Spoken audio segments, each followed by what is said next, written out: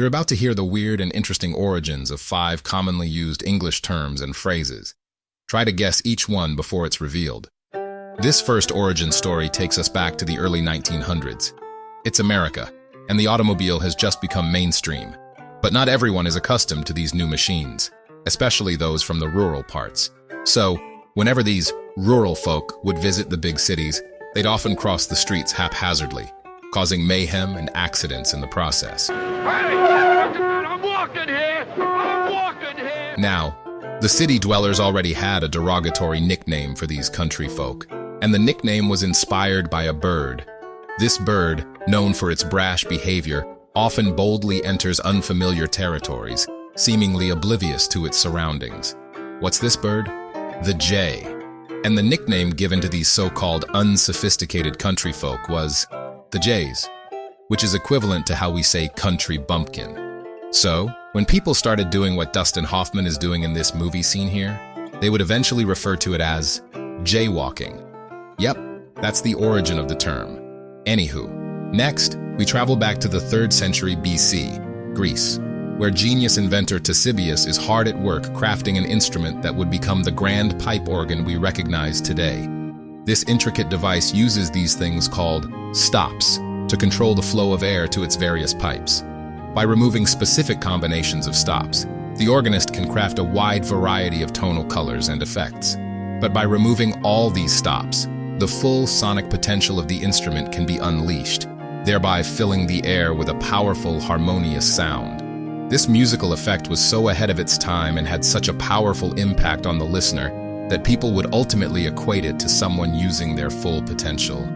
This led to the common use of the phrase, "pull out all the stops."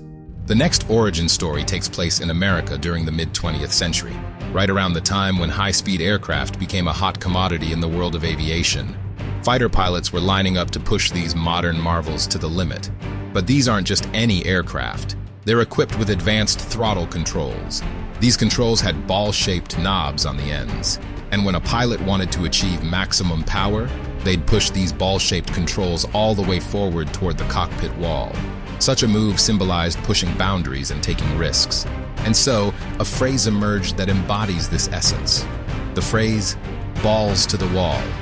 Moving on. We're still in the mid-20th century, but now we're in Europe during World War II. Countless fighter planes crisscross the skies, and the ground trembles with the impact of bombs. Among these bombs, there's one that stands out, not just for its size, but for its sheer destructive power. This particular bomb has the capability to obliterate an entire city block, which was really a big deal back then. So much so that it earned a very fitting nickname. But before I tell you the nickname, let's fast forward to the post-war era. The world is healing, and people are seeking solace in entertainment. The cinema, with its captivating stories and larger-than-life characters, becomes a popular escape. Now imagine a film so enthralling and popular that lines of eager moviegoers wrap around a city block for it.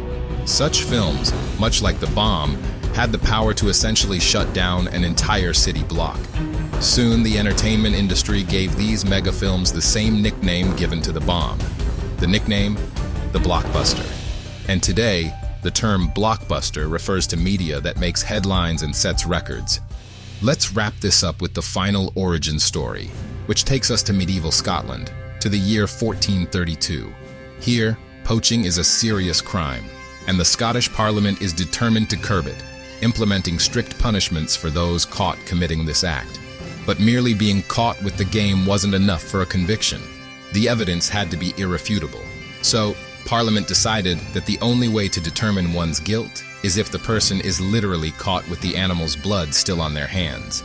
This vivid imagery over time gave birth to a phrase we use when someone is caught in an undeniable wrongdoing. The phrase, caught red-handed. So today we learned about jaywalking, pull out all the stops, balls to the wall, blockbuster, and caught red-handed. And now you know their origins. Go tell somebody. And like and subscribe if you enjoy this type of content. Thanks for watching.